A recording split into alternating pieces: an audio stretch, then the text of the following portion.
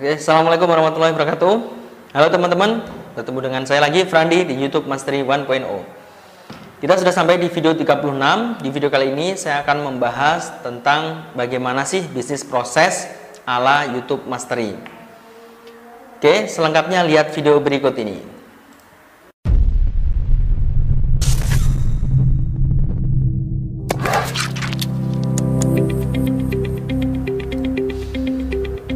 Oke teman-teman, kita akan bahas YouTube Mastery Business Process. Yaitu apa sih YouTube Mastery Business Process itu? Itu adalah sebuah proses bisnis dari fase persiapan gitu ya, sampai hingga kita fase melejitkan channel. Apa saja yang dilakukan, prosesnya seperti apa. Nah, di video-video sebelumnya kita sudah membahas ya tentang bagaimana memilih niche, kemudian riset keyword, ketemu 40 daftar video pertama, kemudian dieksekusi dengan membuat konten. Nah, kali ini saya akan lebih menjelaskan secara detail dalam fase membuat konten. Ini mulainya dari mana alurnya. Jadi, fase membuat konten ini bermula dari scriptwriter. Scriptwriter mendapatkan judul dari kita, gitu ya. Terus kemudian scriptwriter mulai membuat konten dengan membuat naskah video gitu ya. Naskah videonya berasal dari mana? Nanti akan dijelaskan di slide berikutnya. Kemudian dari scriptwriter ini yang sudah bentuk teks, kemudian dia berpindah ke voice over. Di voice over ini digunakan untuk mengisi suara. Nanti outputnya di sini adalah file audio bentuknya MP3 gitu ya. Terus kemudian dari voice over ini dilempar lagi ke video editor untuk dieksekusi membuat videonya berdasarkan dari file audio. Kemudian dari video editor sudah selesai, masuk ke quality control. Quality control ini dicek kualitasnya seperti apa, apakah sudah memenuhi standar SOP yang ditetapkan oleh perusahaan. Dari quality control dilempar ke admin YouTube. Admin YouTube ini tugasnya adalah dia mengupload video yang sudah fix, kemudian men-schedule-nya seperti apa. Kemudian upload schedule sudah, kemudian masuk ke YouTube Analyst untuk dibaca analitiknya.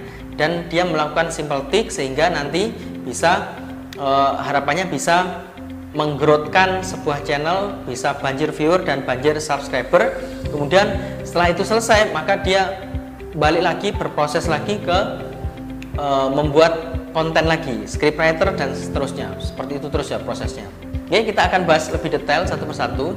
Yang pertama, di scriptwriter atau penulis naskah ini dia mencari referensi dari mana gitu ya. Kalau misalkan teman-teman pakai jasa content writer yang sudah profesional, scriptwriter yang sudah profesional, maka tidak perlu diajarin gitu ya.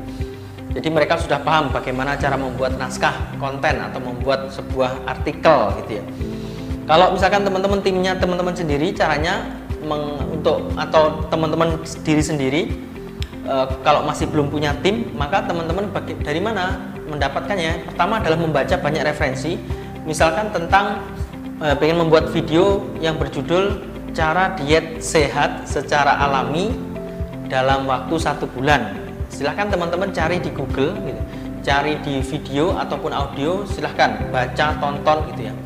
Kalau saya biasanya mencari di Google gitu ya, channel tersebut, judul tersebut, kemudian nanti ada beberapa artikel, saya buka semuanya di halaman 1 itu ada 10 artikel, saya baca semua secara cepat, kemudian saya rangkum menjadi sebuah artikel baru gitu ya, dalam bentuk tulisan baru, artikel baru yang lebih menarik dengan informasi yang lebih lengkap, karena tadi kita membaca banyak referensi seperti itu. Nah, referensinya dari mana? Ini artikel Google. Kalau teman-teman mau lihat video juga bisa, video di YouTube dari berbagai macam video, kemudian ditulis lagi intinya apa gitu ya, disajikan dalam bentuk naskah yang lebih menarik. Nah, karena ini adalah fase pertama atau tahapan pertama dari kualitas konten nantinya, maka di naskah ini menentukan kalau misalkan naskahnya atau teksnya ini sudah nggak berkualitas, maka ini akan mempengaruhi proses-proses selanjutnya gitu ya. Kalau sudah naskahnya nggak nyambung, misalkan ada ini nggak nyambung, informasinya nggak lengkap, akan ngefek ke berikutnya. Maka di sini adalah vital posisi konten scriptwriter ini. Jadi pastikan teman-teman kalau misalkan masih sendiri, nah ini scriptwriter adalah intinya adalah video teman-teman nanti mau membahas tentang apa, bagaimana alurnya itu di sini. Jadi pastikan teman-teman saat membuat naskah video ini adalah naskah video yang berkualitas. Kemudian dilempar ke voice over. Jadi pengisi suara ini melakukan perekaman audio suaranya yang nantinya ini akan menjadi audio dari naskah cerita dari video kita. Voice over menarik, maka video menarik. Nah, pastikan voice over ini teman-teman mempunyai voice over yang suaranya merdu gitu ya. Terus luas dan pastinya enak didengar gitu ya. Voice over seperti itu. Karena dia tugasnya tiap hari mengisi suara gitu ya. Nah, setelah dari voice over, kemudian audio tadi dilempar ke video editor. Video editor ini tugasnya apa? Dia bertugas membuat video berdasarkan audio dari voice over dan juga naskah video. Nah, kualitas video ini juga sangat menentukan watch time dan audience retention. Jadi kualitas editingnya ini sangat menentukan berapa lama orang betah di ini karena di video kita karena tampilannya menarik gitu ya. Video bagus ini pengaruhnya ke watch time-nya tinggi, audience retention-nya juga tinggi. Audience retention. Ini kalau video kita ngeditnya ngasal-asalan atau nggak menarik, animasinya nggak menarik, maka ini biasanya watch time-nya lebih rendah. Oke, berikutnya ketika dari video editor, videonya sudah selesai, maka akan dilempar ke bagian quality control.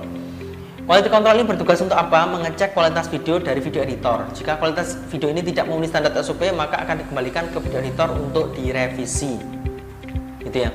Jadi tiap hari kerjanya quality control ini ngecek video-video yang sudah dibuat oleh video editor, dicek semuanya. Ketika sudah memenuhi SOP maka lanjut.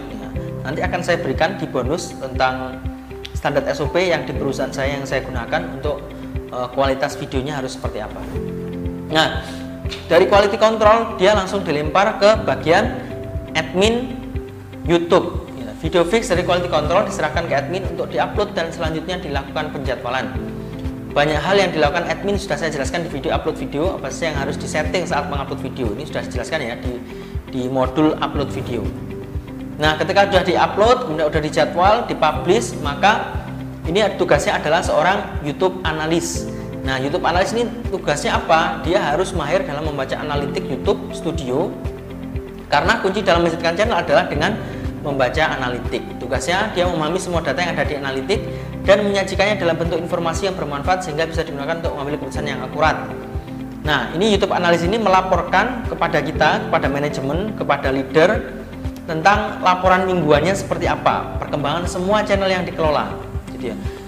Kalau saya YouTube analisnya sekarang ada 3 untuk mengelola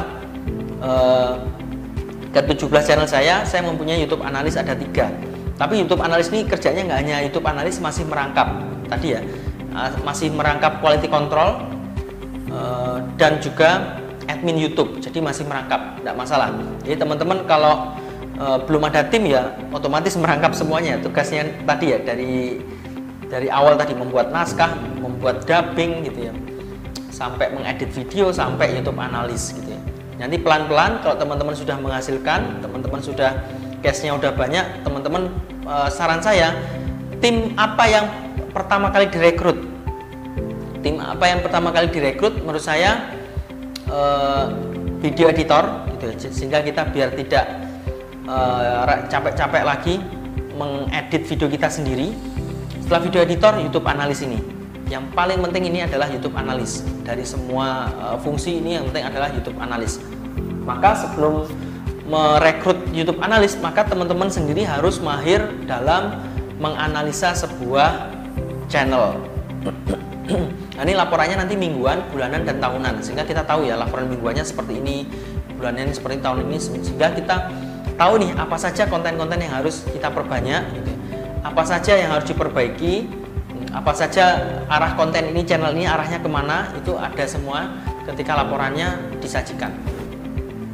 Nah, ketika semua bagian sudah berjalan, maka channelmu akan terus berkembang baik dari segi viewer, subscriber, dan juga earning.